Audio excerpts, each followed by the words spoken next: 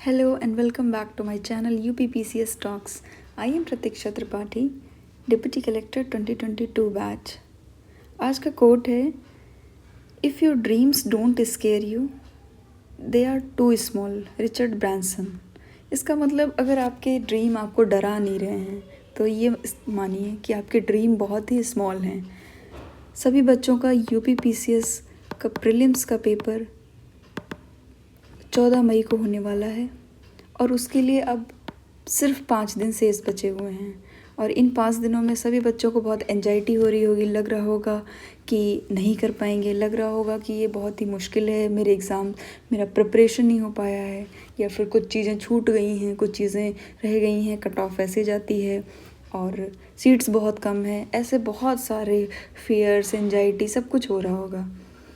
तो मैं ये कहूँगी उस पर 4 लाइनें कुछ इस तरह से हैं कि टूटने लगे हौसले तो ये याद रखना, बिना मेहनत के तख्तो ताज नहीं मिलते, ढूंढ लेते हैं अंधेरों में मंजिल अपनी, क्योंकि जुगनू कभी रोशनी के मोहताज नहीं होते। तो जब भी हौसले टूटे तो ये ध्यान रखना कि कड़ी मेहनत से हमें ये सफलता ज़रूर मिल सकती है। और अगर UPPCS ऑफिसर बनने का ड्रीम देखा है तो जितनी मेहनत हम करते जाएंगे धीरे धीरे ड्रीम के पास पहुंचते जाएंगे। इसी के साथ शुरू करेंगे आज का टॉपिक 2022 पेपर की एनालिसिस है। मेरे पास कई सारे कमेंट्स आए थे कि मैम ये जो 2018 की आपने एनालिसिस की है बहुत अच्छी रही, बहुत हेल्पफुल है, इसी सीरीज़ में और भी बनाइए। तो मैंने सोचा क्यों ना सबसे पहले 2022 की एनालिसिस करके बताएं, क्योंकि उसी पैटर्न के आधार पर 2023 का पेपर आने वाला है। ये वीडियो अगर थोड़ा लंबा हो जाए तो इसको 2x पे करके आप देख सकते हैं और इससे बहुत फ़ायदा होने वाला है। एक तो आप टेक्निक सीख जाएंगे, दूसरा इससे कई सारे हो सकता है डायरेक्टली इनडायरेक्टली क्वेश्चंस आपको फाइनल जो 2023 का एग्ज़ाम है उसमें देखने को मिले। और ये 2024 या 25 की प्रिपरेशन करने वाले बच्चों के लिए भी हेल्पफुल रहेगा। और इस सीरीज़ में मैं कोशिश करूँगी, अगर मेरे पास टाइम रहा तो मैं इस सीरीज़ को और कंटिन्यू करूँगी, जिस तरह से मैं आप लोग को एबल बना सकूँ कि थिंक करिए कि पेपर आता कैसे है, थिंक करिए कि पेपर को एनालाइज कैसे करना, सोचना कैसे है कि पेपर के पैटर्न के बारे में। ठीक, तो शुरू करते हैं। पहले तो ये बताएंगे कि UPPCS का जो पेपर है मैंने एनालाइज़ किया है। तो जैसा मैंने आपसे कहा था कि PYQ का बहुत बड़ा रोल होता है और करंट अफेयर का रोल होता है। PYQ इस पेपर में मैंने एनालाइज़ किया और पाया कि डायरेक्टली और इनडायरेक्टली 57 क्वेश्चन आए हुए हैं PYQ से और 35 क्वेश्चन आए हैं करंट अफेयर से। इसका मतलब है अगर आपने PYQ पिछले 10 से 15 साल के बहुत अच्छे से एनालाइज कर लिया है तो आपकी 57 क्वेश्चन बन जाते। और करंट अफेयर आपने अगर दृष्टि या फिर अदर मैगज़ीन को फॉलो करके लास्ट 8 से 9 महीने का आपने करंट अफेयर बहुत अच्छे से किया है तो 35 क्वेश्चन यहाँ से बन जाते हैं। इस टोटल मिलाकर के 92 क्वेश्चन बन रहे हैं। और आजकल जो कट ऑफ है ना, वो अगर आपके 90 से 92 क्वेश्चन के बीच में बन रही है, 90 से 92 95 क्वेश्चन, तो आप मानिए कि आप इन हैं एग्ज़ाम में। ठीक, तो इसी के हम एनालाइज करके आप सबको बताएंगे कि किस तरह से आपको ध्यान रखना चाहिए, किस तरह से आपको PYQ पढ़ना चाहिए, करंट अफेयर पढ़ना चाहिए और इस सब का क्या रोल रहता है। विश्वास मानिए कि बच्चों को बहुत लेट में समझ में आता है 2-4 साल 5 साल तैयारी करने के बाद कि PYQ की इम्पोर्टेंस क्या है। वो पहले क्या करते हैं, वो जैसे एक कोर चीज़ें होती हैं वो पेरिफेरी में घूमते रहते हैं, जबकि कोर चीज़ें जो PYQ और करंट अफेयर है उसमें नहीं आते हैं, यहीं पे उनका लॉस हो जाता है। लेकिन अगर आप मैच्योर स्टूडेंट हैं, आप मैच्योर एस्पिरेंट हैं, तो विश्वास मानिए कि सबसे पहले आपका काम PYQ एनालिसिस करना होगा। जितनी बार PYQ करें ना उतना कम है, जब तक आपको रट ना जाए तब तक आप करते रहिए। और मैं तो कहूँगी ना, एग्ज़ाम के लास्ट 5 दिन बचे हुए हैं उसमें आप ये कर सकते हैं। एक तो करंट अफेयर की जो दृष्टि वाली मैगज़ीन आती है, आई दृष्टि, वो पढ़ डालिए उसको, जितनी बार पढ़ सकें रंग रंग के या फिर बार बार हाईलाइट करके जितना पढ़ सकें पढ़ डालिए। PYQ एनालाइज का आपने, मुझे पूरा विश्वास है कि शॉर्ट नोट्स बना लिए होंगे, तो एक बार इनको देख डालिए और रट जाइए कि इन्हीं से क्वेश्चन आपको मिलेगा आगे। विश्वास मानिए 2023 का पेपर जब मैं एनालाइज करूँगी तो मैं आपको दिखाऊँगी कि कैसे PYQ आए हैं। और करंट अफेयर कर डालिए। इसके अलावा बिल्कुल मत डरिए, जो भी आपने मॉक टेस्ट ये सब ज्वाइन किया होगा या फिर आपके पास टेस्ट सीरीज है उसके सॉल्यूशन पढ़िए, और जितना ज़्यादा आप कोर टॉपिक का रिवीजन कर सकते हैं, जितना जो भी नोट्स है आपके पास करते जाइए, बहुत हेल्पफुल होने वाला है और सबका एग्ज़ाम बहुत अच्छा होगा। ठीक, तो शुरू करते हैं। एक चीज़ और है कि कुछ क्वेश्चन जैसे मैंने 2018 के पेपर में ही बताए थे कि ट्वाइसली आस्क्ड थे, तो इसमें भी कई सारी क्वेश्चन ऐसे हैं, जैसे एसडीजी पे 2 बार क्वेश्चन पूछा, मीथेन पे 2 बार क्वेश्चन पूछा, ज्योतिबा फुले पे 2 बार क्वेश्चन पूछा। कुछ स्मार्ट टेक्निक्स हैं जिनसे आप हल कर सकते हैं। तो पेपर शुरू करते हैं ज़्यादा टाइम ना लेते हुए। ठीक, तो इससे पहला क्वेश्चन है तो ज्योतिबा फुले पे। ज्योतिबा फुले कई बार एग्ज़ाम यूपीपीसीएस ने पूछा हुआ है और ये एक बार फिर से इन्होंने पूछा। ये क्वेश्चन 1 जो है वो क्वेश्चन नंबर 84, दोनों क्वेश्चन सेम थीम पे हैं ज्योतिबा फुले। यहाँ कह रहा है कि ज्योतिबा फुले किससे रिलेटेड थे, तो यहाँ एंटी कास्ट थे। ठीक, अब मैं आपको 84 नंबर क्वेश्चन दिखाती हूँ और आपको बताती हूँ कि 84 में कैसे उन्होंने पूछा कि कैसे कैसे आया। देखो दिखाते हैं आपको। ये 84 नंबर क्वेश्चन है। इसमें क्या कह रहा है, who was the founder of Satyashodhak Samaj, primary emphasis on the seeking the truth. बस सी बात है, ज्योतिबा फुले। समझ रहे हैं, अगर आपने थीम पकड़ ली ना, आपको पता चल गया कि यूपीपीसीएस के फेवरेट टॉपिक्स कौन से हैं, तो आपको पूरी मॉडर्न हिस्ट्री रिवाइज करने की ज़रूरत नहीं पड़ेगी और आप बहुत ही आसानी से इस पेपर को क्लियर कर लेंगे। प्रीलिम्स आपका कभी नहीं रुकेगा, विश्वास मानिए। ठीक, जैसे अगला क्वेश्चन है, ये करंट अफेयर का जो आर से है वो मैंने रिपीटेड के लिए दिया हुआ है कि रिपीटेड थीम पे है या रिपीटेड पीवाईक्यू से आए हुए हैं, और ये सीए का मतलब करंट अफेयर है।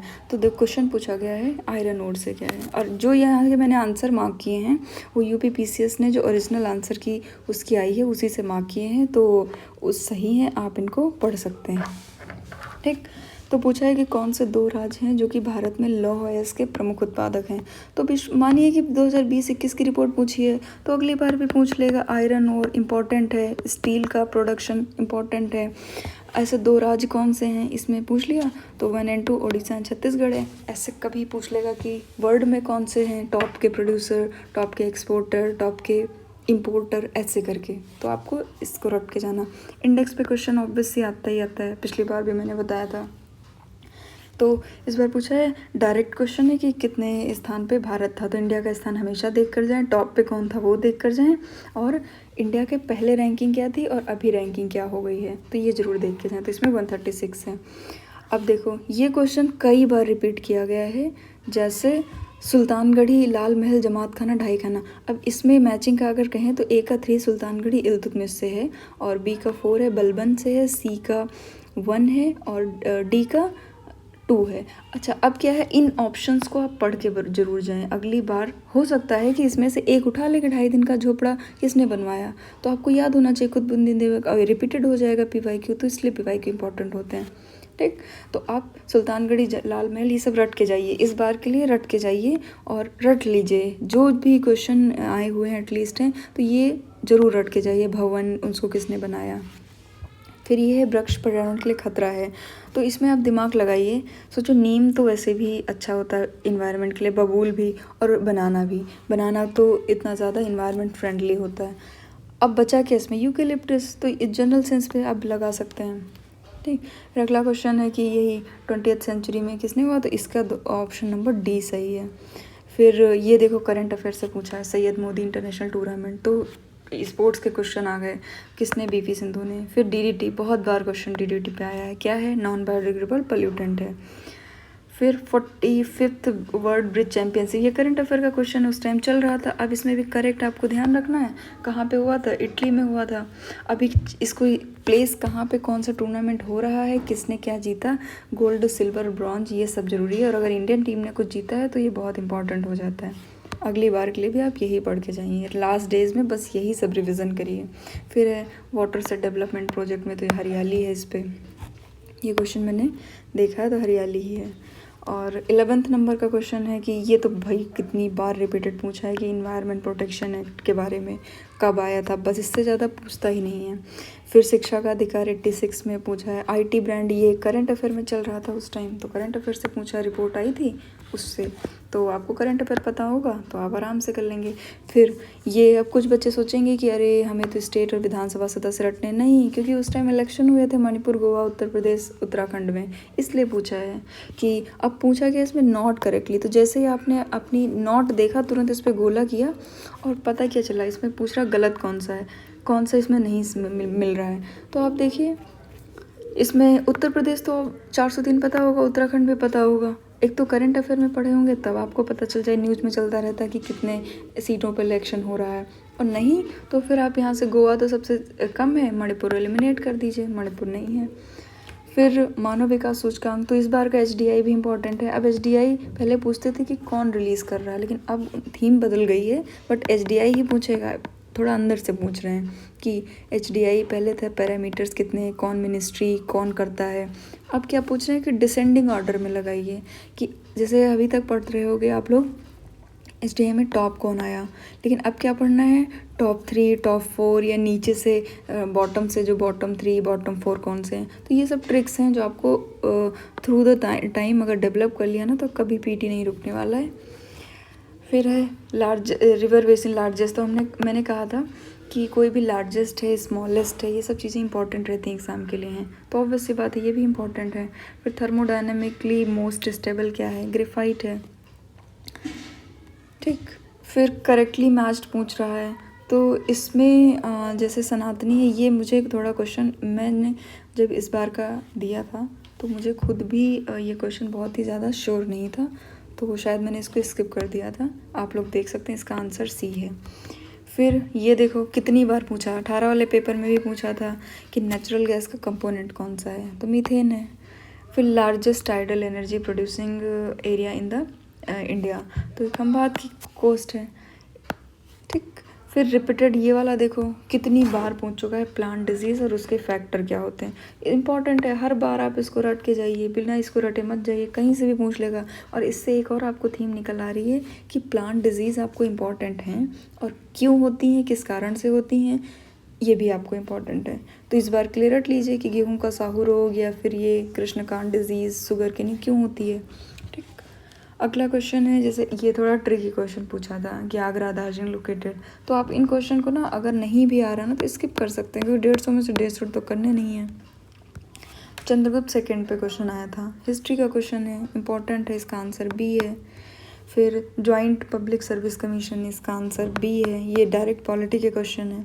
फिर देखो थीम रिपीटेड डे, मैंने 18 के पेपर में जब सॉल्व कर रहे थे तो मैंने आपसे कहा था कि चूँकि इसमें क्या है, UP PCS ने जस्ट लाइक UPSC ये कंबाइंड फॉरेस्ट का एग्ज़ाम भी लेता है, तो इस वजह से फॉरेस्ट से रिलेटेड जितने भी डेज होते हैं जैसे biodiversity day, soil day, tiger day, ये सब इम्पॉर्टेंट हो जाते हैं। तो अगर आपको एक भी इसमें से ढंग से पता है तो आप एलिमिनेट करके आंसर ला सकते हैं। जैसे 29 ये टाइगर डे आपको पता है मान लीजिए, तो आपने यहाँ से कर दिया, और A का 4, A का 2 कि इसका वर्ल्ड हेरिटेज डे है 18 का, और ये जो बायोडाइवर्सिटी डे इंटरनेशनल है ये 22 मई को होगा। तो जैसे आपने B का 4 देखा, आप यहाँ से कर सकते हैं आराम से आंसर, और इस तरह के डेज को रट के जाओ। फिर कैटेगरी एंड विनर, ये थोड़ा टफ क्वेश्चन था, हालांकि था करंट अफेयर का ही, बट थोड़ा सा टफ था क्योंकि इसमें इन्होंने कैटेगरी वाइज विजेता पूछ लिया है, तो ज़्यादा रटने वाला अंदर से डीप क्वेश्चन है। अगर आप पढ़ के गए हैं अगली आने वाले एग्जाम्स के लिए, आप प्रिपेयर रहिए कि एक बार नज़र ज़रूर दौड़ा लीजिए, अगर आ जाते हैं तो कर लीजिए, नहीं तो स्किप कर दीजिएगा। फिर फर्स्ट एयरपोर्ट पावर्ड बाय, ये तो ज़रूर आएगा क्योंकि फर्स्ट है, लास्ट है, सब चीज़ें तो हमेशा पूछी जाती हैं। Winner of miss world, obviously बात पूछता है। अच्छा, कभी विनर पूछेगा, कभी पूछेगा रनर अप कौन था, फिर पूछेगा कि मिस वर्ल्ड जो बनी है वो किस कंट्री से बिलोंग करती हैं, या फिर रनर अप जो है वो किस कंट्री से बिलोंग करती हैं, ऐसे करके। या फिर ये जो मिस वर्ल्ड की प्रतियोगिता थी ये कहाँ पर हुई, ऐसे करके बहुत सारे क्वेश्चन इससे बनते हैं। तो जब भी आप करंट अफेयर को पढ़ें तो इन 4-5 चीज़ों को ज़रूर आप ध्यान में रखें। अगला क्वेश्चन है कि LBS पे क्वेश्चन पूछा। अच्छा, LBS पे ये 2019 में UPSC में क्वेश्चन पूछ चुका है कि LBS मतलब लीड बैंकिंग स्कीम, ये अगर किसी ने इकोनॉमी थोड़ा सा भी पढ़ा है ना और PYQ किया है तो आराम से कर लेगा। फिर है बैसिलस हेमोफिलस इन्फ्लुएंजा, कई बार पूछा है कि जो हुफिंग खांसी, काली खांसी होती है वो किस कारण होती है। फिर माउंटेन रेंजेस पे क्वेश्चन आया हुआ है, तो ये माउंटेन रेंजेस पूछ रहा था कौन कौन से हिमालय की रेंजेस हैं, ठीक, हिमालय की रेंजेस। तो यहाँ से आप ना एलिमिनेशन अगर टेक्निक आप लगाते तो आप कैसे लगा सकते थे, मैं आपको बताऊँ। देखो अन्नामलाई जो है सबको पता है कि कुछ साउथ में होगी, हिमालयास में तो नहीं है अन्नामलाई। तो जैसे ही आपने ये 3 काटा, ये 3 काटा, ये 3 काटा, ऑप्शन क्या आ गया 1 एंड 2। ये है एलिमिनेशन टेक्निक जो कि आपको लगानी है और हर हाल में करनी है, ठीक। फिर 32 नंबर का क्वेश्चन आता है। 32 नंबर क्वेश्चन में क्या है कि करेक्ट पूछ रहा है, तो करेक्ट 1 एंड 2 है। इसमें बजट का पूछा, हालांकि ये क्वेश्चन बहुत ही इन्होंने फैक्चुअल पूछ लिया, और बट अगर यूपी का जैसे आप बजट देख रहे हो ना, तो 1 2 3 बार जब डेटा पढ़ोगे, थोड़ा थोड़ा अगर डेटा भी आपको याद चल रहा है तो एक बार देख लीजिए, क्योंकि कभी कभी पूछ लेता है और इतना ज़्यादा फिर ये नहीं है कि हर चीज़ का डेटा पढ़ते जा रहे हैं, तो थोड़ा स्मार्टली प्ले करिए। फिर ये क्वेश्चन दार्शनिक और दर्शन बहुत बार पूछा हुआ क्वेश्चन है एग्ज़ाम में, और हमेशा आपको याद भी रहना चाहिए क्योंकि इम्पॉर्टेंट है फिलासफ़र और उनकी फ़िलासफ़ी। भले ही फ़िलासफ़ी के अंदर क्या है ये मत जानिए, लेकिन यूपी पीसीएस के लिए फ़िलासफ़र और उनकी फ़िलासफ़ी क्या उन्होंने प्रोड्यूस किया। जैसे रामानुजम का विश्व द्वैतवाद है, फिर माधवाचार्य का द्वैतवाद है, निम्बार्क का इसमें निम्बार्क का है द्वैतवाद, और वल्लभाचार्य का है शुद्ध द्वैत। तो आप इनको रट के जाइए, रिपीटेड हैं पहले से ही। फिर ये लिम्नेटिक वाला पूछ लिया, limnetic zone is open water zone, तो डी ऑप्शन लगा देंगे, क्योंकि ऑब्वियस सी बात है कि लिम्नेटिक में बहुत ज़्यादा रहेंगे और पानी का खुला क्षेत्र होता है। लिम्नेटिक का मतलब ये होता है कि जहाँ पर लाइट आ जाती है, तो लाइट जहाँ पे आएगी ओपन वाटर में ही लाइट आएगी, और लाइट आएगी तो फाइटोप्लैंक्टन होंगे। एक चीज़ मैं और यहाँ पे बताऊँगी कि जैसे ऑप्शन ये उल्टा कर दिया। अभी तक ट्रेंड क्या रहा है कि पहला कुछ ऑप्शन होता था कि both A R true and R is the correct explanation, B option होता था A and R true but not explanation, और फिर ये सी और डी। अब इन्होंने क्या खेल खेला है कि ए बी सी डी ऐसे रखा है और बस ए को डी कर दिया। अच्छा, जो बच्चे प्री माइंडेड होकर रट के जाते हैं कि पहले में आएगा A and R true and R is correct, वो गलत कर देते हैं। उनको पता है आंसर, लेकिन फिर भी वो ए टिक कराएंगे क्योंकि उनको लगेगा कि ऑप्शन ये वाला ए नंबर पे होगा। तो इसको भी ध्यान रखना है कि जब भी आप कोड ये टिक कर रहे हैं तो इसमें ट्रू एक्सप्लेनेशन पूरा पढ़ के करिए। ये मत करिए कि हमने मॉक में किया था, पीवाईक्यू में ऐसे था तो यहाँ भी होगा, नहीं, पेपर में कुछ भी वो चेंज कर सकते हैं थोड़ा बहुत, ठीक है। फिर पूछ रहा है कि इंडिया के बारे में, तो इंडिया के बारे में अगर पूछ रहा है तो 2 और 3 पूछेगा कि ऑक्युपाइज कौन सा, तो ये तो सबको पता है ट्रॉपिक ऑफ कैंसर, तो इसके दोनों सही ऑप्शन है। छठा देश नहीं है तो इसको काट दोगे, जैसे ही काटोगे, और पूरी तरह से थोड़ी इस्टेब्लिश, कम्प्लीटली थोड़ी इस्टेब्लिश है ट्रॉपिक जोन में, तो चौथा काट दो, तुरंत 2 और 3 आ गया। एलिमिनेशन भी लगा सकते हो। फिर 1975 में कौन सा इस्टेब्लिश हुआ था, तो उसका कर्तनियात बताया था, हालांकि इस पर बहुत डिबेट होते बाद में। कॉन्सेप्ट ऑफ बेसिक स्ट्रक्चर, इसमें केशवानंद भारती का केस इंपॉर्टेंट है। फिर 38 में क्रोनोलॉजी ऑर्डर, मैंने क्या कहा था कि क्रोनोलॉजी में आपको अरेंज करने की बात की जाती है। तो जैसे गदर पार्टी कब, अब आपको क्रोनोलॉजी ये सिर्फ पीवाईक्यू से आपको पढ़ना नहीं है, पीवाईक्यू से जाइए और इसके ईयर देखिए कि गदर पार्टी कब इस्टेब्लिश हुई थी, चिटगांव कब इस्टेब्लिश हुआ था, बर्लिन में जो इंडियन इंडिपेंडेंस कमेटी थी वो कब हुई थी, सेंट्रल असेंबली बम कांड कब हुआ था, इन सब के ईयर पढ़ के जाइए। हो सकता है अगली बार ना इन दोनों में से कुछ ऑप्शन चेंज कर दे, लेकिन गदर पार्टी वही रखे। तो यहाँ पे जाइए और इसके ईयर लिख लीजिए कि गदर पार्टी कब, देख करके, और इस बार भी देख करके जाइए, ठीक। फिर पर्सन कनेक्टेड विद 50 बार इसको पूछा है कि एम एस स्वामीनाथन किससे थे। और अगर आपको थोड़ा सा भी आइडिया ना कि इसमें कुछ नहीं करना, सिर्फ गेस लगाई, 1 सेकंड के अंदर क्वेश्चन हो जाएगा कि वर्गीज कुरियन मिल्क प्रोडक्शन, तुरंत गए, हमने सी का 2 देखा और सी को मार दिया ऑप्शन, ऐसे हो जाएगा। फिर which 2 of the following are correctly match, tribe and state, हमने पहले ही कहा था कि आपसे ट्राइब और स्टेट बहुत इंपॉर्टेंट आता है। ज़रूरी नहीं स्टेट ही पूछे, कभी कभी ट्राइब और वर्ड में पूछ लेता है कि वर्ड की कौन सी कंट्री में कौन सी ट्राइब रहती है, तो ऐसे भी आपको याद रखना है। ट्राइब को इंडिया के स्टेट से याद रखना है, ट्राइब को वर्ड्स के जितनी कंट्रीज उनसे याद रखना। अब ऑप्शन इसका क्या है, 1 और 4 है, लेकिन अगली बार के लिए आप बिल्कुल ध्यान रखिए कि कुकी कहाँ पे पाए जाते हैं, यान्दी कहाँ पे पाए जाते हैं, इनके स्टेट्स लिख करके याद करके जाइए। आपका इसी तरह से पीवाईक्यू एनालाइज करना है, और जब पीवाईक्यू एनालाइज करेंगे तो इसी तरह से आपके आंसर आ जाएंगे, ठीक। फिर अगला है करेक्ट वाला, क्या पूछा देखो इसमें फिर से ऑप्शन नंबर डी है कि विश्व में चिली तांबे का प्रमुख उत्पादक है। तो देखो तांबे का पूछ लिया, अभी क्या पूछा था, आयरन और आगे स्टील का हम बताएंगे, स्टील का भी पूछा हुआ है। तो एक बार ना ये सब देख लीजिए, जब आपकी आर्थिकी बुक आती है उसके अंदर प्रोड्यूसर लिखे होते हैं, लीडिंग प्रोड्यूसर, लीडिंग कंज्यूमर, तो वो वहाँ से देखेंगे आंसर हो जाएगा। ये वाला क्वेश्चन है, ये थोड़ा टफ क्वेश्चन था, इसको मैं तो नहीं कर पाई थी, और जिन लोगों ने किया भी होगा तो उसमें से 90% लोगों ने गलत ऑप्शन मार्क किया होगा। तो ऐसे क्वेश्चन के लिए ना टेंशन मत लीजिए, ऐसे क्वेश्चन आते ही हैं छोड़ने के लिए। अब ये वाला, ये भी कई बार पूछा है, सुख सप्तती तूती नामा उसका नाम रखा गया था, ये किसने लिखा है, ख्वाजा ज़ियुद्दीन नकवी, याद कर लो, ठीक। फिर योजना कार्यक्रम उनके प्रारंभ वर्ष, ये अच्छा कई बार प्रारंभ वर्ष पूछा है कि कब कौन सी शुरू की गई थी। तो जैसे ये राष्ट्रीय रूरल हेल्थ है 2005 में शुरू किया गया था, कई बार पूछ चुका है। तो मेरी एडवाइस है कि इन सब के ईयर्स आप याद ही कर लीजिए, क्योंकि ये उस टाइम योजनाएं थी जब मतलब बहुत ज़्यादा ज़रूरत हो रही थी और इसने बहुत ही लॉन्ग लास्टिंग इम्पैक्ट किए हैं, इसलिए आपको जानना ज़रूरी है। इसमें जैसे ICDS भी पूछता है कभी कभी, वो कब शुरू की गई थी, ठीक है, और सर्व शिक्षा अभियान पूछता है। तो इन सब जैसे कुछ योजनाएं, उनके ईयर आप रट के ही जाइए, याद करके जाइए, ठीक। इसका ऑप्शन बी है। फिर है सेंटर इंडस्ट्री, ये तो भाई कई बार पूछा हुआ है, कई बार, और यही सारे सेंटर पूछता है, यही 2-4 सेंटर है जिन्हों को बार बार उठा के इधर से उधर करके पूछता है कि ओसाका कहाँ पे है, कॉटन से है। ये मैंने किसी भी बुक से नहीं पढ़ा है, ना मैंने कहीं से पढ़ा है, मैंने सिर्फ और सिर्फ PYQ से पढ़ा है। 10 से 15 साल के PYQ मैंने सॉल्व कर लिए थे, जो आए थे ऑप्शन उन सबको एक जगह लिख लिया था, उन्हीं से बार बार रिपीट करके पूछा गया है। तो मैं आपको एडवाइस करूँगी इस सब के लिए कोई एक्स्ट्रा बुक और ये सब पढ़ने की ज़रूरत नहीं है। आपको बहुत पढ़ना है ना, तो आप NCERT जाइए। NCERT में जो ज्योग्राफी के पीछे लिस्टिंग दी होती है ना, लिस्टिंग उसमें बस पढ़ जाइए, उसमें लिस्टिंग रहती है, अगर लिस्टिंग पढ़ लेंगे तब भी आपको इनफ रिसोर्सेज हैं। बाकी कोई बुक एडवाइस करता मत पढ़िएगा। फिर SDG, तो इस बार के एग्ज़ाम के लिए मैं बताऊं, इस बार के अगली बार के जो भी एग्ज़ाम दे रहा है, तो SDG आपको 17 हैं, वो आप रट लीजिए, हर जगह काम आएंगे।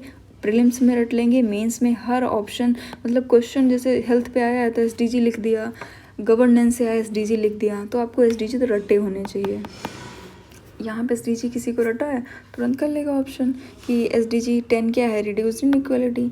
जैसे इसमें 3 पे आया तो ये 2 ऑप्शन कट गए, ये 2 बचे हुए। अब देखो C का 4 तो पहले ही बता रहा है, C का 4 हो गया। फिर SDG 13 और SDG, ये तो SDG 13 जलवायु परिवर्तन से है, तो B का 1 कर दिया, ऑप्शन D का सही हो गया। फिर खिलजी की ये चारों जो है, रणथंभौर, गुजरात, वारंगल, चित्तौड़, ये बीज है, तो बहुत बार पूछता है कि कहाँ, इसको क्रोनोलॉजी में करिए, किसके साथ लड़ी थी, इन्हीं सबको। तो इसमें क्या करिए, इसके ईयर आपको याद होने चाहिए, ठीक है, इसके ईयर याद कर लो, अगली बार भी आएंगे, कई बार आते हैं। यही हिस्ट्री है, यही हिस्ट्री के क्वेश्चंस हैं। और आप लोग हिस्ट्री के लिए न जाने कौन सी बुक्स पढ़ते रहते हैं, कुछ बच्चे तो रोते हैं कि मेरा हिस्ट्री नहीं तैयार है, यहीं से ऐसे क्वेश्चन आते हैं, और इनको कर लेंगे आप आराम से हिस्ट्री क्लियर कर सकते हो। फिर बायोडिग्रेडेबल पूछा है, तो ऊल है।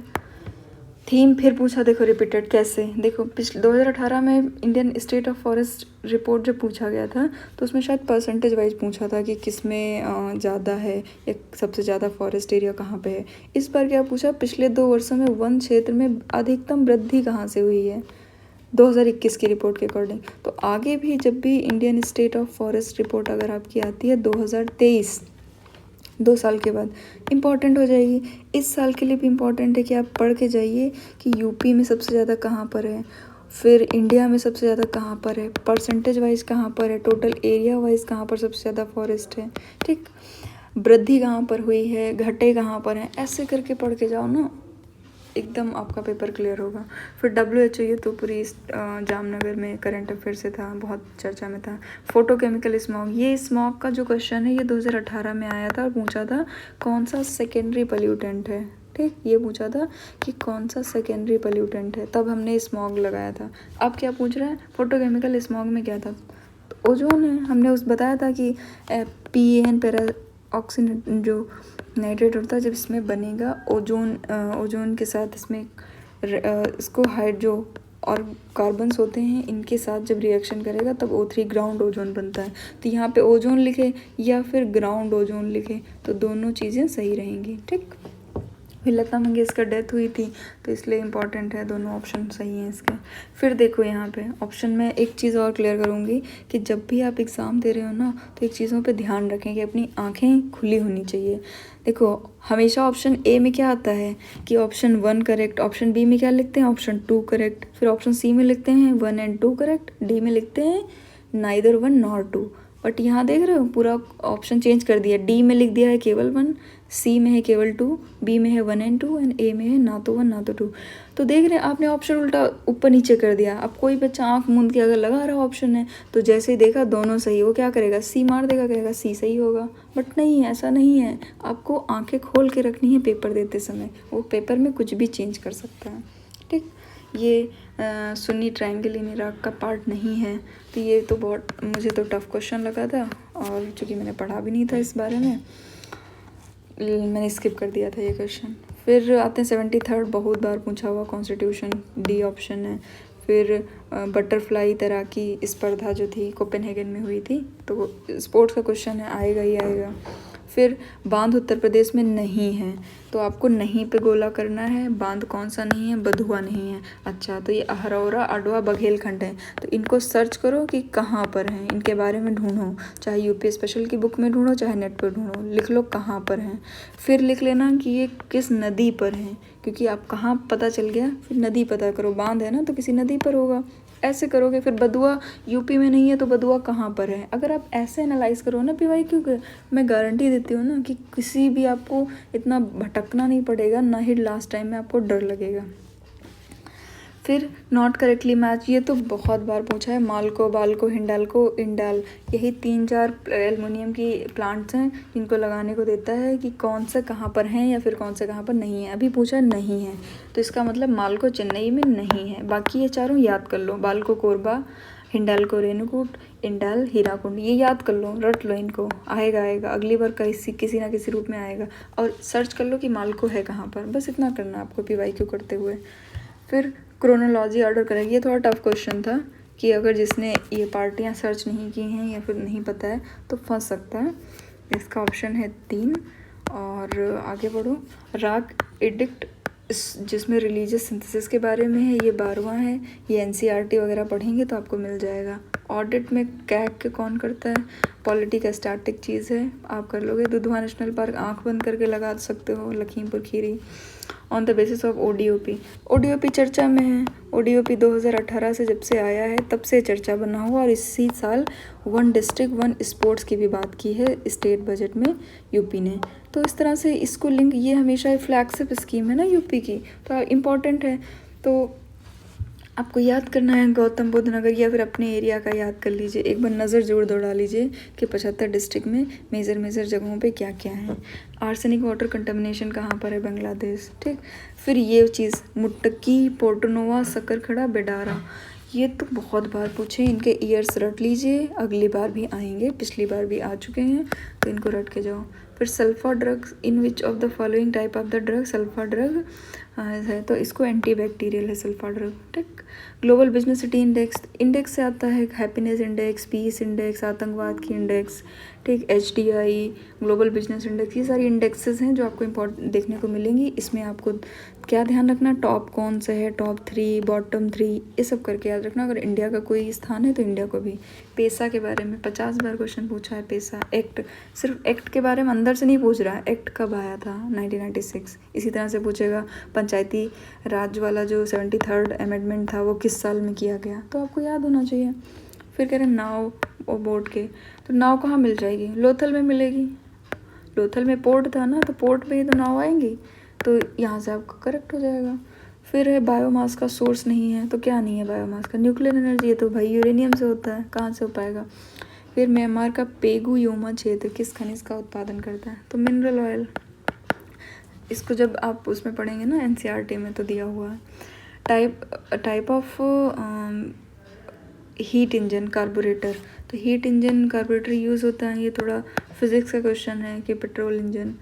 फिर 72 में क्या है, करंट अफेयर का क्वेश्चन है कि फर्स्ट विमेन प्रेसिडेंट, तो फर्स्ट लास्ट विमेन हुई कहीं पे, ये सब इंपॉर्टेंट रहता है ना, चाहे वो विदेश में ही हुई हो, तंजानिया, तो सामिया सुलूहु हसन, ये बहुत चर्चा में थी, पूछना लाजमी है।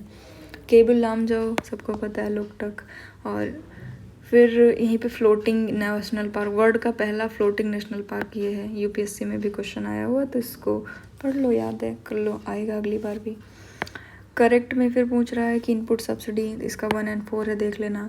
फिर करंट अफेयर में आओ, देखो CUET चेंज किया गया था कि सेंट्रल यूनिवर्सिटी जितनी भी होती हैं उनका एंट्रेंस एग्ज़ाम कराने के लिए, तो ये CUET था, चर्चा में चल रहा था, और अंडर ग्रेजुएट में फॉर्म वार्म डालने के लिए। तो ये तो मेरा क्वेश्चन, मतलब ये मैंने सही किया था, हो गया था। फिर ये क्वेश्चन है कि टेबल सॉल्ट को डालने पर सोल्यूशन कैसे, थोड़ा फिजिक्स का क्वेश्चन है। अगर आपने लूसेंट पढ़ा है ना, तो लूसेंट लेवल की ही फिजिक्स, केमिस्ट्री और बायोलॉजी, मतलब साइंस अगर आपको कहीं से डर लग रहा है पढ़ने को, कुछ नहीं समझ में आ रहा, लूसेंट उठाइए, 20-25 पेज हैं साइंस के, पढ़ जाइए, कुछ उसके अलावा नहीं आता है। न्यूली इलेक्टेड प्रेजाइडिंग ऑफिसर विधानसभा, देखा 2 बार क्वेश्चन पूछे, एक बार पूछा है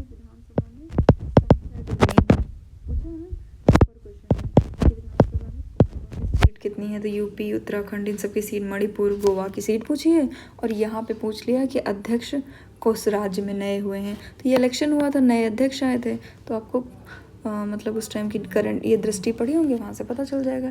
टी माल्थस की थियरी पॉपुलेशन से कई बार पूछा है। फर्स्ट इंटरिम नेशनल गवर्नमेंट 24 अगस्त 1946 को। आर्य के स्तंभ कहाँ पर मिले हैं, अमरावती में, ठीक। फिर देखो ये करंट अफेयर का क्वेश्चन, यूनेप ने फ्रंटियर रिपोर्ट निकाली होगी, उसमें इंडियन सिटी कौन सी सबसे सेकंड मोस्ट पोल्यूटेड है। अच्छा, फर्स्ट मोस्ट क्यों नहीं पूछा, क्योंकि वो बाहर से थी, इंडिया से रिलेटेड नहीं थी। इंडिया में भी चूंकि ये क्यों पूछा, क्योंकि ये यूपी की रिलेटेड सिटी थी, तो ये तो क्वेश्चन आना मस्त था, आपको पहले से पता होना चाहिए कि इस तरह के क्वेश्चन आएंगे। फिर देखो वो जेंडो पे आ गया, क्योंकि ये फॉरेस्ट और इन्वायरमेंट, वर्ल्ड वाइल्ड लाइफ, इन सबसे रिलेटेड है, इंपॉर्टेंट है, अगली बार के लिए रट लो।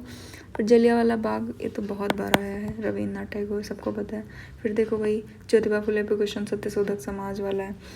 फिर मैच द फॉलोइंग लोकेशन, अच्छा ये ना दूध सागर, बरकाना, पलानी, बहुत बार क्वेश्चन आया हुआ है कि ये कहाँ पर है, ठीक।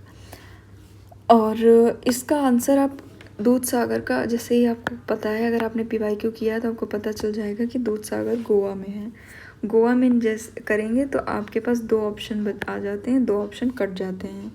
इसके बाद फिर C का 2 क्लियर हो जाएगा, C का 2 आपने क्लियर कर दिया कि C का 2 क्वेश्चन है। फिर बरकाना और पलानी में कन्फ्यूज़न रहेगा, ठीक।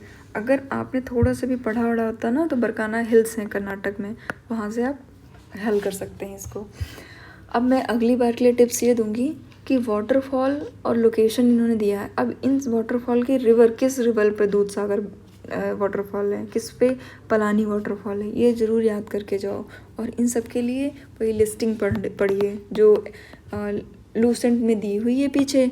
अब क्या है कि बहुत सारे कोचिंग इंस्टीट्यूट या फिर चैनल वाले क्या करेंगे कि उसी को अपने नाम से पब्लिश करके डाल देते हैं, लोग कहेंगे मेरे यहाँ से आ गया, नहीं, लूसेंट में दिया हुआ है। आप अगर एक मैच्योर स्टूडेंट हैं तो जाइए और लूसेंट में पिछले जो ज्योग्राफी के पेजेस हैं उनको पढ़ लीजिए, कहीं भटकने की ज़रूरत ही नहीं पड़ेगी, अगली बार फिर आ जाएगा।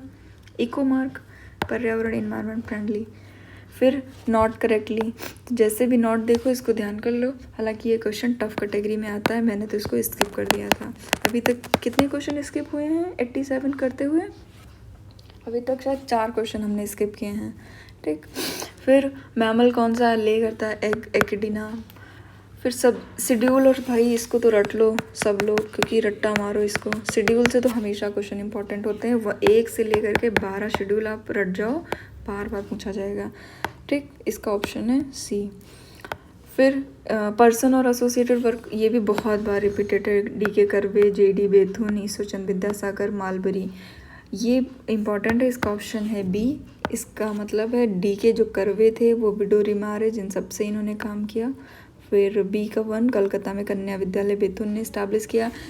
पर्सन के साथ जिन्होंने काम किया, क्या काम किया वो याद करिए, और इन्होंने किस ईयर में ये काम किया वो भी रट लीजिए, क्योंकि अगली बार हो सकता है क्रोनोलॉजिकल में आपको पूछ ले कि कलकत्ता में कन्या विद्यालय की स्थापना कब हुई, फिर संस्कृत के प्राचार्य कब बने, ऐसे कुछ करके, तो इसको रट जाइए, इम्पॉर्टेंट है। फिर देखो पूछा है पश्चिमी, अब यहाँ पे मैं आपको बताऊँगी ट्रिक, कैसे आपको नहीं भी पता है, आपने आर्थिकी का डेटा नहीं पढ़ा, कुछ नहीं पढ़ा, फिर भी आप कर सकते हो। कैसे पूछ रहा है, पहली बात तो सही बताना है। क्या कह रहा है, western region is much more develop compare to other region. UP में अब 2-3 पार्ट हैं, सेंट्रल यूपी, एक ईस्टर्न यूपी और एक वेस्टर्न यूपी। किसी से भी यूपी के नेटिव से पूछ लो कि डेवलप्ड एरिया ज़्यादा कौन है यूपी में, सब बता देंगे कि वेस्टर्न रीजन है, तो सही है। फिर ये हरित क्रांति का साक्षी रहा है, तो चूँकि हरियाणा, पंजाब, इन सब में हरित क्रांति सफल रही और ये उसी से लगा हुआ पार्ट है, तो यहाँ भी हरित क्रांति सफल रही, तो ऑप्शन हो गया 1 और 2। फिर ये तो करंट अफेयर का क्वेश्चन है कि किसको कन्वर्ट किया है 3 मूर्ति भवन को, ठीक। फिर ये तो 50 बार पूछा है, 2018 में पूछा था बलवंत राय, ये अशोक मेहता बहुत बार पूछता है, LM सिंह, VP के थुंगन, बस यही कमेटीज़ हैं जो पंचायती राज से जुड़ी हुई हैं। तो अभी क्या पूछा, ईयर पूछ लिया, तो आपको ईयर याद कर लेना है।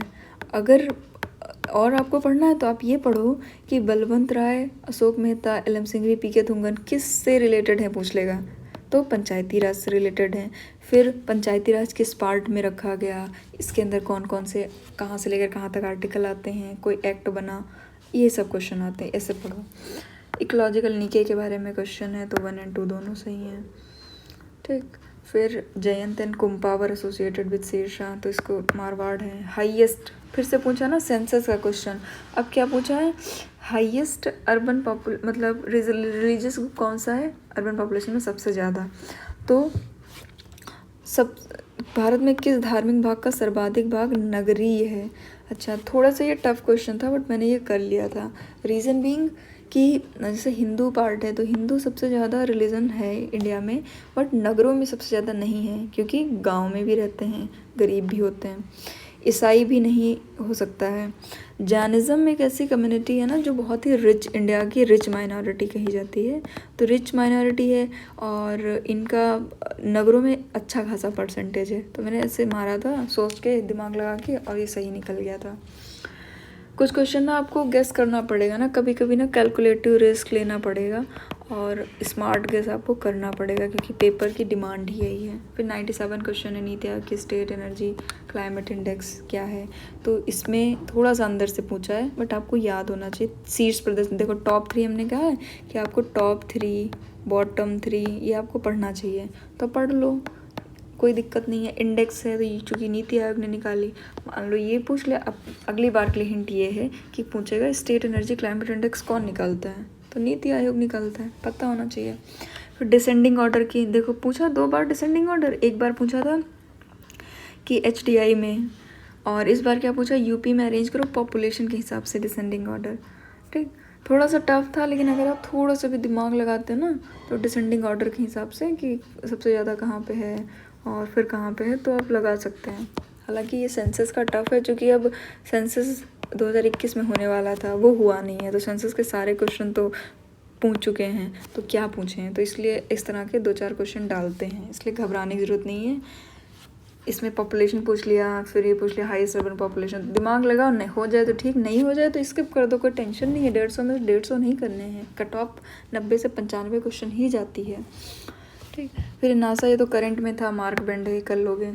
फिर अरेंज करना है इनको कॉन्स्टिट्यूशन में, तो भाई कई बार पूछा गया है, तो इनको आप आराम से पार्ट वाइज अरेंज कर लीजिए कि पहले पार्ट में, पार्ट 1 में यूनियन टेरेटरी है, पार्ट 2 में सिटीजनशिप है, एंड पार्ट जो 3 है उसमें फंडामेंटल ड्यूटी है, एंड पार्ट 4 में DPSP है। और इसके आगे आप फंडामेंटल ड्यूटीज़ भी देख लो, फिर यूनियन किस में रखा गया, स्टेट किस में रखा गया, फिर जो हाई कोर्ट्स हैं वो कहाँ पर हैं, इलेक्शन कमीशन कहाँ पर है, फिर कमीशन जो UPSC और SPSC ये सब होते हैं ये कहाँ पर हैं, ये सब पढ़ लो आराम से बस।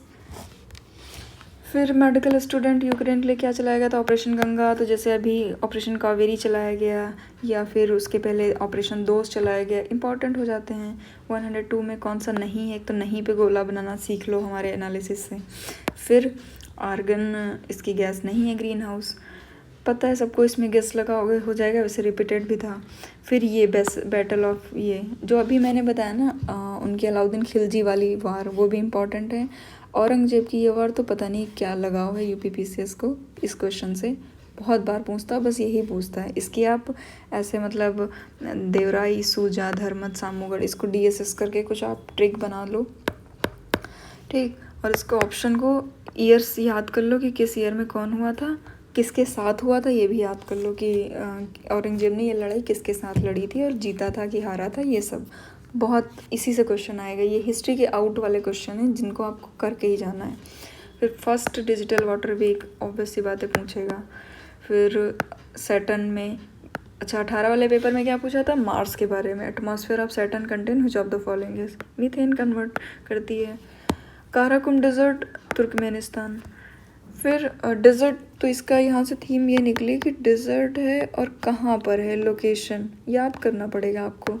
इंडिया और वर्ल्ड सबको मिला करके आपको लोकेशन याद होनी चाहिए। डेंगू फीवर तो एडीज से होता है, सबको पता है, रिपीटेड है। टेक्स्ट और राइटर, भाई ये बहुत बार पूछा है, शायद मुझे लगता है 18 में भी पूछा, नहीं तो 19 में पूछा था रागमाला। और कोई डाउट नहीं है कि 1-2 साल में ये फिर से आएगा क्वेश्चन, और इसी तरह से सेम क्वेश्चन आता है, मतलब यही 4 बुक लिखेंगे और यही 4 राइटर आते हैं। और इसको एक बार मैं तो कहूँगी ना, इस बार भी बच्चे गूगल कर लो इसको और पढ़ के जाओ एकदम।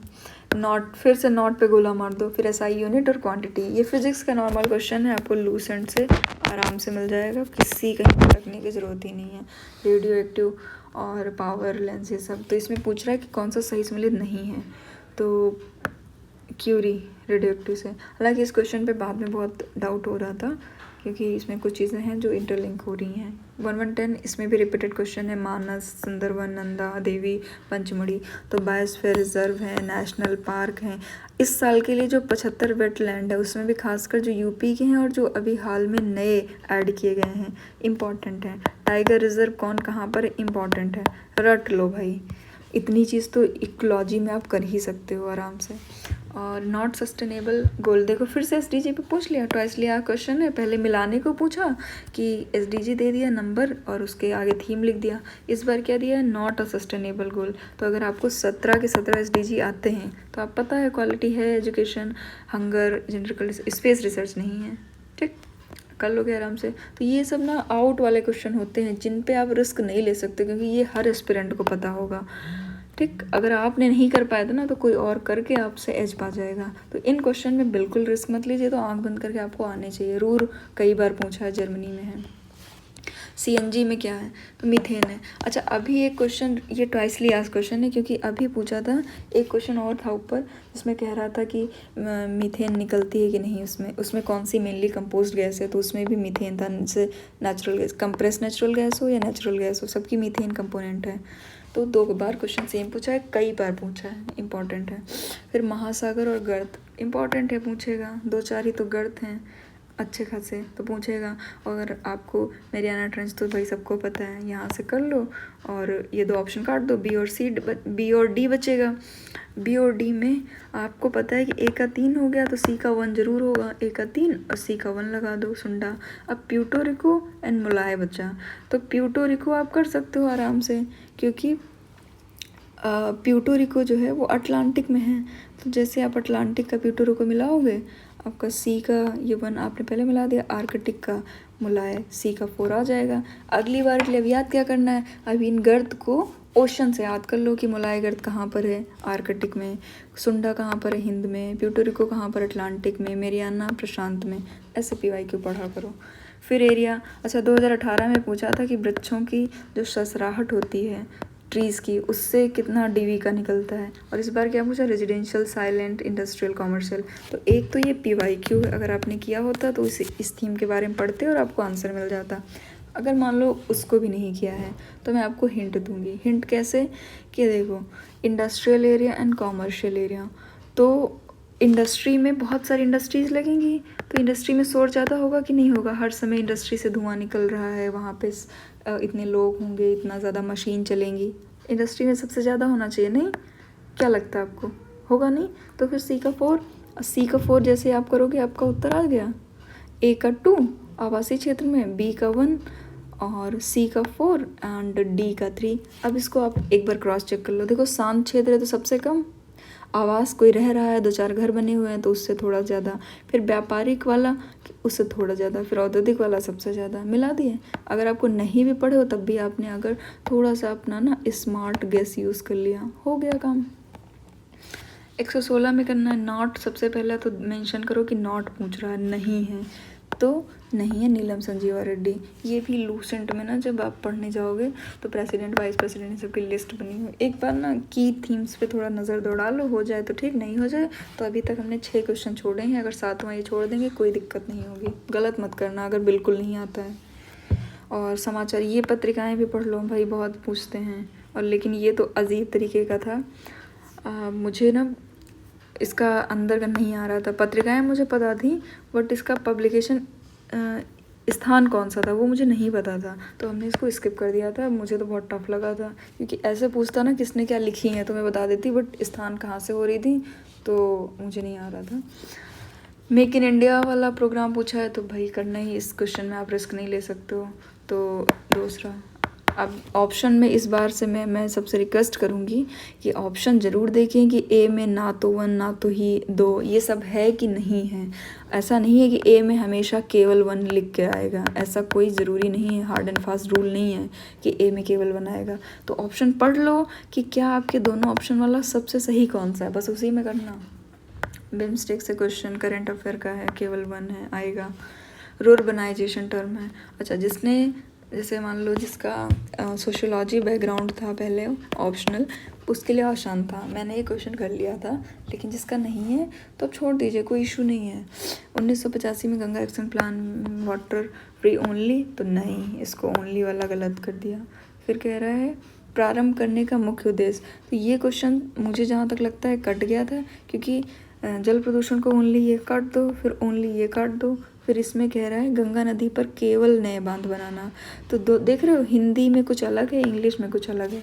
ऐसे क्वेश्चन में आपको ना ज़्यादा टेंशन लेने की ज़रूरत नहीं है, आयोग बाद में खुद ही डिलीट कर देगा, ठीक। क्योंकि देखो इसमें केवल केवल केवल है। अच्छा, यहाँ पे ओनली नहीं लिखा हुआ है, तो ये अगर ओनली नहीं लिखा है तो ये है कि build new dam over the Ganga river. अगर लिखा हुआ तो ये काट दो, क्योंकि ये सिर्फ एक उद्देश्य नहीं हो सकता गंगा एक्शन प्लान का, बहुत सारे उद्देश्य होते हैं, ठीक। तो या तो इसका उत्तर होगा नन ऑफ द अबव। ये क्वेश्चन डिस्प्यूटेड था बाद में। और देवता और पहचान करना है, ये तो इजी है कि आपने शिव की पहचान कर दी त्रिशूल से, सबको पता है। सरस्वती की बीना से कर दी, ऑप्शन आ गया डी। फिर ट्रेड यूनियन एंड एफिलिएशन, ये भी थोड़ा टफ टाइप का क्वेश्चन था, लेकिन अगर किसी को उसे हिंट होती ना तो कर सकते हैं कि all India trade union Congress किससे रिलेटेड थी, तो इंडियन नेशनल कांग्रेस से थी, ठीक। और भारतीय मजदूर संघ कहाँ से था, तो भारतीय मजदूर संघ से। थोड़ा थोड़ा ना भारतीय वाला साउंड हो रहा है, तो भारतीय मजदूर संघ भारतीय जनता पार्टी से आप साउंड कर सकते हो। मतलब कुछ मेरे कुछ फ्रेंड थे जिन्होंने बताया था, मैंने तो नहीं किया था, स्किप किया था, पर उनसे मैंने पूछा कि ये कैसे किया था, तो उन्होंने बोला कि मतलब मैंने ऐसे इसको गेस किया था कि भारतीय मजदूर संघ है तो भारतीय जनता पार्टी थोड़ा लग रहा है सेम, तो मैंने किया था और फिर उनका आंसर सही हो गया। इसके लिए ना आपको बहुत डीप में जाने की ज़रूरत है नहीं एक्चुअली, ट्रेड यूनियन पढ़ो कि ट्रेड यूनियन कब कौन से इस्टेब्लिश की गई थी, ऐसे इक्के दुक्के क्वेश्चन आ जाते हैं, तो उनके लिए ज़्यादा टेंशन मत लो कि कोई नई बुक पढ़ने लगे या किसी चैनल, किसी यूट्यूब या किसी कोचिंग ने बता दिया कि यहाँ से ये क्वेश्चन फंसा था। ये सब छोड़ने वाले क्वेश्चन होते हैं, लग गया तुक्का तो ठीक, नहीं लगा तो कोई बात नहीं। पार्टी गेट स्कैंडल चर्चा में था उस टाइम कोविड के चक्कर में। फिर प्रधानमंत्री स्वनिधि चर्चा में थी, बजट से है। फिर ईस्ट साउथ ईस्ट एशिया के बारे में पूछ रहा है कि ये it is divided among 3 countries, पहली बात। बोर्नियो आइलैंड के बारे में पूछा है। दूसरा है कि इसकी उत्पत्ति वोल्केनिक डिपोजिशन से हुई, तो आंसर है सिर्फ 1। फिर नॉट करेक्टली मैच है, तो ये भी कई बार रिपीटेड क्वेश्चन है। नियोप्रीन, एस्पर्टीन, ऑक्सीटोसिन, तो सबको पता है ऑक्सीटोसिन हार्मोन होता है, कोई दिक्कत नहीं है। फिर नियोप्रीन रबर होती है, ये स्वीटनर होता है, बट रेयॉन स्टार्च नहीं होता है, ठीक। फिर कह रहा है हिंदुस्तान सोशलिस्ट डेमोक्रेटिक यूनियन। अच्छा, ये भी बहुत टफ क्वेश्चन था, क्यों? क्योंकि ये ना सेकेंडरी ऑर्गेनाइजेशन पूछ लिया है। हिंदुस्तान, हम सब लोग HRA पढ़ते हैं, हिंदुस्तान रिपब्लिक एसोसिएशन या socialist Republic association, HSRA, but democratic union नहीं पढ़ते। और फिर उसके अंदर उसके संस्थापक कौन थे, थोड़ा टफ है। लेकिन अगली बार के लिए मैं ये कहूँगी कि इसको रट लो कि हाँ यतीननाथ, अजय घोष, फणीनाथ, इन लोगों ने बनाया था, और इसको थोड़ा सर्च भी कर लो अगर टाइम हो तो। 129 में ये तो सबको पता है, 15 से 60, 69, 59 तक डेमोग्राफिक डिविडेंड के आते हैं। हिल माउंटेन इम्पॉर्टेंट है। बेलारी रेंज कर्नाटक की है, फिर बटेश्वर वाली बिहार की है। तो रेंज आपको आनी चाहिए। ये मैपिंग से जब आप करोगे तो आपका हो जाएगा। ज्योग्राफी से मैपिंग ही सबसे ज़्यादा पूछी जाती है, रिवर, पहाड़ी, पर्वत, साइक्लोन, डेजर्ट, ये सब। फिर दिल्ली कैपिटल रीजन को कब बनाया, तो कुछ मेजर संविधान के अमेंडमेंट ज़रूर पढ़ा करो, इंपॉर्टेंट रहते हैं। वैसे ये रिपीटेड क्वेश्चन है। सोलर एनर्जी को कन्वर्ट करते हैं इलेक्ट्रिक एनर्जी में, फोटोवोल्टिक सेल। बहुत ही बेसिक क्वेश्चन है, इवन आप करंट अफेयर में जाओगे तब भी हो जाएगा ये क्वेश्चन, अगर आप डीप में फिजिक्स नहीं पढ़ रहे हो तब भी। असम मेघालय बॉर्डर में 133 का chief minister of Assam and the Meghalaya, current का क्वेश्चन था। Not a fundamental duty, fundamental duty आपको रट के जाना है क्योंकि पूछ लेगा। अब राष्ट्रीय महत्व स्मारकों की रक्षा करना, which is not a fundamental duty. तो राष्ट्रगान गाना है, पब्लिक प्रॉपर्टी सेव करना, नेचुरल इन्वायरमेंट। अच्छा ये क्या है, मॉन्यूमेंट को प्रोटेक्ट करना, ये क्या है, डीपीएसपी का पार्ट है, सरकार की ड्यूटी है, हमारी नहीं। फिर ऑफिसर एंड ड्यूटी, ये तो मुझे बिल्कुल आइडिया नहीं था, मैंने छोड़ दिया था क्वेश्चन क्योंकि ये मुझे आता नहीं था। अगर आप लोग इसका ऑप्शन डी है, इसको देख सकते हो। ये सी से रिपीट हो जाए अच्छी बात है।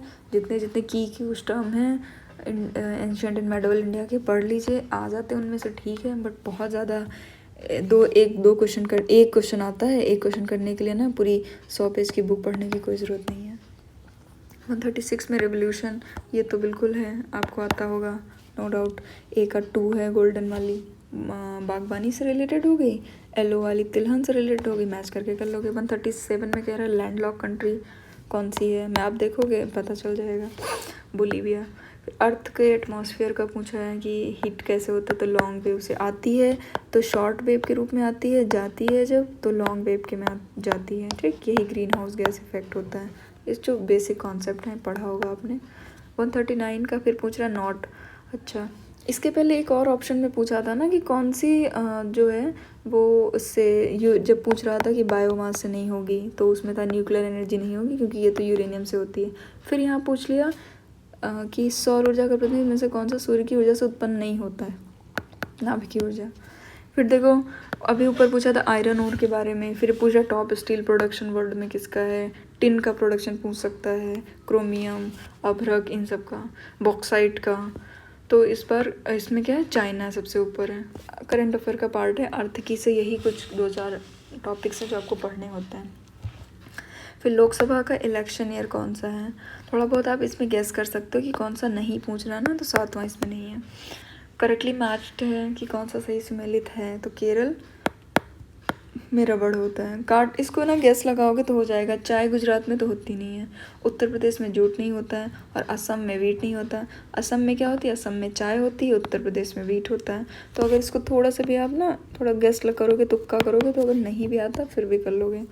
यूएनडीपी से फिर से क्वेश्चन आया, पहले आया था डिसेंडिंग ऑर्डर में लगाना, अब कह रहा है कि कैटेगरी कौन सी है जो कि इसमें ऐड हो जाती है जब हम काउंट करते हैं। तो इनकम पावर्टी भी लेते हैं, ह्यूमन पावर्टी भी लेते हैं। 144 कह रहा है कि इसका दोनों क्वेश्चन सही है, रेनफॉल अकर और इन समर रीजन्स, ठीक। फिर जल जीवन मिशन के बारे में क्वेश्चन है कि कब ये स्कीम चलाई गई थी। फिर करंट अफेयर के बारे में वही ये। तो अब अगली बार से आपको ये ध्यान रखना कि कोई भी मिशन है तो वो कब से कब तक चल रहा है, आपको पढ़ा होना चाहिए। किस ईयर में डिक्लेयर की गई, बजट में आई, तो इसमें आई।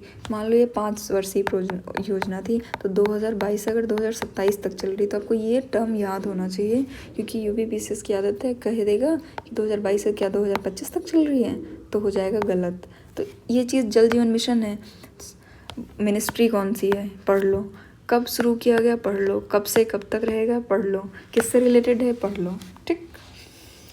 फिर मुगल रूरल कवींद्राचार्य सरस्वती बनारस इस शाहजहाँ, इसका आंसर है। फिर उत्तर प्रदेश डे कब मनाया जाता है, सबको पता 24 जनवरी। फिर सीनोवैक, ये है होल वायरस आरएनए, ठीक। फिर कॉमनवेल्थ गेम करंट से पूछ लिया। फिर यूनियन मिनिस्ट्री ने रिसेंटली में कोई डे अनाउंस किया था, डॉल्फिन डे, वो कब सेलिब्रेट हुआ है, 5 अक्टूबर। ये मैं एग्ज़ाम सेंटर के बाहर ऐसे स्क्रॉल कर रही थी फ़ोन अपना, और फिर मुझे अचानक से दिखा, और एग्ज़ाम में जब हम गए पेपर देने तो मुझे दिख गया तुरंत ही, और मैंने इसको टिक मार्क कर दिया। मैंने पेपर पीछे से खोला, और जैसे ही पीछे से खोला सबसे पहला क्वेश्चन यही था जो मैंने टिक किया था, और याद था। और हम सोच रहे थे कि अच्छा किया एग्ज़ाम सेंटर के बाहर थोड़ा सा देख लिया। इतना टेंशन हो रहा था फिर भी देख लिया। इस बार के लिए इम्पोर्टेंट क्या है, जैसे इस बार वर्ल्ड स्लॉथ बियर है, 12 अक्टूबर को घोषित किया गया है कि 12 अक्टूबर से मनाया जाएगा। इम्पॉर्टेंट हो सकता है, तो जितने भी इन्वायरमेंट से रिलेटेड डे हैं इम्पॉर्टेंट हैं, पॉपुलेशन वाले डेज इम्पॉर्टेंट हैं। फिर जैसे यूपी से रिलेटेड डेज़ हैं, या गुड गवर्नेंस डे मनाया जाता है 25 दिसंबर को, तो ये इम्पॉर्टेंट है। फिर कोई भी नए डेट जो अनाउंस किए गए हैं, चाहे स्लॉथ बियर डे या फिर कोई भी XYZ करंट में आपको दिख रहे हैं, आप उनको बुला कर लीजिए। सारे डेज नहीं पढ़ने हैं कि पता चले एक महीने में आप 30 के 30 डेज पढ़े जा रहे हैं, नहीं, थोड़ा सा स्मार्ट गेस करिए कि PYQ में क्या पूछा, उस हिसाब से पढ़ो, ठीक।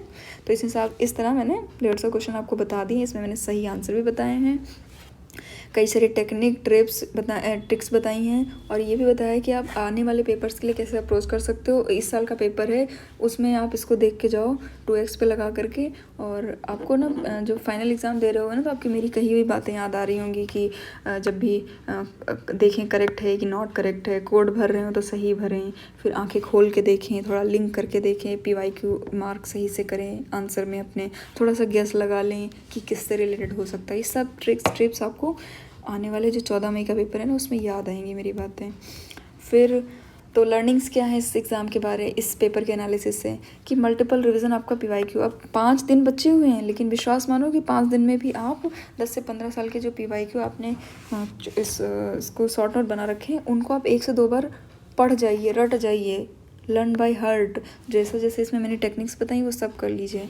फिर इस सब्जेक्ट में सब नहीं पढ़ना होता है, टॉपिक को प्रायोरिटाइज करना होता है। जैसे उदाहरण के तौर पर पॉलिटी, अच्छा बताओ पॉलिटी से अभी तक हमें कितने क्वेश्चन मिले, एक तो फंडामेंटल राइट, फंडामेंटल ड्यूटी, फिर DPSP, फिर प्रियम्बल से क्वेश्चन, अमेंडमेंट से क्वेश्चन, शेड्यूल से क्वेश्चन, फिर जो पंचायती राज है उससे क्वेश्चन आए, कुछ एक आधे question election commission, high court, supreme court, high court, और UPSC, SPSC, JPSC, यही सब तो टॉपिक हैं जो पॉलिटी के इंपॉर्टेंट हैं। अच्छा, अगर आपने पॉलिटी 600 पेज 700 पेज की पढ़ रहे हो, कोई फ़ायदा है उसका? नहीं ना। UPPCS में कितने इन्हीं एरिया से पॉलिटी पूछ रहा है, ऐसा तो नहीं कि संसद के अंदर घुस करके वो बिल से पूछ रहा है, बहुत कोर एरियाज़ में बिल पास कैसे होते हैं, ये सब नहीं पूछ रहा ना, तो मत पढ़ो वहाँ से। इसी तरह से आप अपने हर एक सब्जेक्ट में, जैसे ज्योग्राफी है तो ज्योग्राफी के बहुत कोर कॉन्सेप्ट नहीं पूछ रहा है कि लिस्टिंग आपको आनी चाहिए, कहाँ पे कौन सा कैसे, तो प्रायोरिटाइज कर लो। फिर मॉक पेपर जो हैं उनसे आपको स्मार्ट टेक्निक सीखनी होती है, स्मार्ट टेक्निक लर्न करो और उसको इम्प्लीमेंट भी करो। फिर मैंने जो आपको बताया इस वीडियो के थ्रू, आप बहुत सारे पिछले वीडियो, इस वीडियो, और मैं कोशिश करूँगी जितना अगर मुझे टाइम अलाउ करता है तो मैं 19, 20, 21 के भी इसी तरह से एनालिसिस धीरे धीरे लाऊंगी। बट अभी 14 मई के लिए लास्ट है, 14 मई के बाद ही मैं लेकर आऊँगी, ठीक। और कीप योर सोर्सेज लिमिटेड, जैसा मैंने कहा कि बहुत सारे क्वेश्चन हैं जो आपको लूसेंट से मिल जाएंगे स्मार्टली अगर आप पढ़ेंगे। दूसरे अलावा PYQ पढ़ लेंगे हो जाएगा, मॉक के एनालिसिस आपने पढ़ लिया तो हो जाएगा, बाकी करंट में लास्ट टाइम में दृष्टि का जो आई दृष्टि आता है वो पढ़ लिया हो जाएगा। तो जितना लिमिटेड और जितनी बार आप रिवीजन कर लेंगे उतना अच्छा आपका पेपर होगा। एक बुक 10 बार पढ़ना चाहिए, 10 बुक एक बार बिल्कुल एडवाइजेबल नहीं है पढ़ना चाहिए, ठीक। तो मैं इसको प्रोवाइड करूँगी कि आपको 2000 जो 19 है, 20 है और 21 है, इसके पेपर्स दे दूँ 14 मई के बाद, लेकिन अभी नहीं, 14 मई के बाद। अभी सब लोग आराम से इस बार का एग्ज़ाम दीजिए, और जिनका भी प्रीलिम्स निकलता है ना, मैं जल्दी ही मेंस के लिए अपनी आंसर राइटिंग सिर्फ दिखाऊंगी, ना सिर्फ बल्कि तैयारी भी करवाऊंगी उसकी, कि टेक्निक सिखाऊंगी। जैसे मैंने प्रीलिम्स की टेक्निक सिखाई हैं, क्योंकि कम टाइम था तो इतना नहीं सिखा पाए हैं। 2024 वालों के लिए प्रीलिम्स की मैं और कुछ टेक्निक्स बताऊंगी, और इसी तरह से जो बच्चे इस साल का मेंस देंगे, अभी पूरी उससे मेहनत से लगन से आप प्रीलिम्स दीजिए, मेंस के लिए क्लियर करिए। और मेंस में आइए, मैं मेंस में आपको बहुत सारी नई टेक्निक्स बताऊंगी जो शायद इंस्टीट्यूट बड़े बड़े जो भी हैं पैसे वैसे लेकर के भी नहीं बताते हैं, और ऐसे ही लिखने देते हैं। तो बहुत कम बच्चे होते हैं जो अच्छा लिख कर आते हैं और उन्हीं का सिलेक्शन हो जाता है, ठीक। तो मैं इसका एनालिसिस करूँगी, फिर आपकी कैपेबिलिटीज़ बनाऊँगी। जैसे अभी क्या है, मैं पेपर देखती हूँ, मैं उसको अलग अप्रोच से देखती हूँ कि ऐसे स्मार्टली आप खेल सकते थे ये, बट अभी ये मैं आपको बता रही हूँ, लेकिन मैं आपको धीरे धीरे इन्हीं वीडियोस के थ्रू आपकी स्ट्रेंथ डेवलप करूँगी कि कैसे आप अपनी कैपेबिलिटीज़ में डेवलप कर सकते हो पेपर सॉल्विंग में। ये ना सिर्फ यूपीएससी में मतलब यूपीपीसीएस में, बल्कि यूपीएससी में भी हेल्प करेगी। ठीक, फिर मैं क्या करूँगी, मैं धीरे धीरे आगे आने वाले वीडियोज़ में सब्जेक्ट के टॉपिक हैं उनको प्रायोरिटाइज़ करूँगी, क्योंकि मेरे पास कई सारे कमेंट्स आ रहे थे, मैंने उनको लिस्ट डाउन किया कि मैं क्या क्या चैनल के थ्रू प्रोवाइड करूँगी। फाइनली आपकी जर्नी में मैं हेल्प करूँगी आपके गोल तक पहुँचने में। अगर मैंने थोड़ा भी हेल्प कर लिया तो इस चैनल का पर्पस जो है वो पूरा हो जाएगा।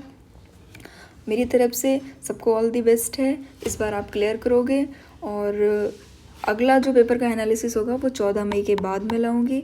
और इसके साथ मैं एक चीज़ मैं और सोच रही हूँ, क्योंकि कुछ लोगों ने मुझे कमेंट भी किया था कि कुछ बच्चे होते हैं फ्रेशर, एकदम जाते हैं पहली बार अटैम्प्ट देने, उनको पता नहीं होता कि साथ जो डी डे होता है ना, उसके दिन क्या करना चाहिए, कौन कौन से डॉक्यूमेंट ले जाने हैं, कैसे जाना है, क्या प्रिकॉशन रखनी है।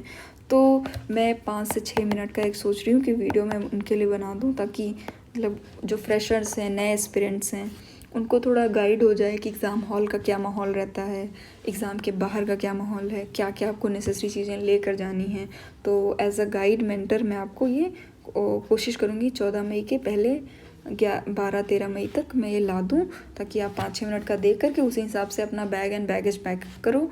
जिसके भी सेंटर, बहुत सारे लोगों के होम डिस्ट्रिक्ट गए हुए हैं, दूर जाना है 100 किलोमीटर 200 किलोमीटर अपने अपने निजी घरों में, निजी डिस्ट्रिक्ट्स में, तो सेंटर काफ़ी दूर इस बार भेजे हैं। तो इन सब में मैं बताऊंगी कि आप मतलब बैगेज पैक करो तो क्या चीज़ें आप फॉलो करो, क्या क्या रख लो, क्या डॉक्यूमेंट रखो, कौन सी बुक्स रख लो, एग्ज़ाम सेंटर के अंदर, एग्ज़ाम के बाहर सेंटर जो है क्या करना चाहिए थोड़ा सा, ताकि फ्रेशर जो बच्चे हैं उनको एकदम दिक्कत ना हो। बाकी जो 1-2 बार अटैम्प्ट दे चुके हैं उनके लिए, उनको तो पता होगा कि वहाँ सेंटर का माहौल कैसा होता है। ठीक, सो ऑल दी बेस्ट है सबको, और मेरी तरफ से सबको शुभकामनाएं पहले से ही। आप सब लोग जो भी इसको देख रहे हो ना, सब लोग प्रीलिम्स क्लियर करोगे। मेरी जितनी भी टेक्निक्स मैंने जो डेवलप की, मैंने आपको फॉलो करोगे, और डेफिनेटली इस बार आप क्रैक करोगे, और यूपीपीसीएस ऑफिसर बनने का जो जुनून आपने मन में ठाना है वो आप ज़रूर पूरा करोगे, और बहुत जल्दी आप ऑफिसर बनने वाले हो। और जब ऑफिसर बन जाना तो मुझे कमेंट ज़रूर करना कि मेरी टेक्निक्स आपको हेल्प की थी। Okay, thank you for listening me, and all the very best from my side. Thank you.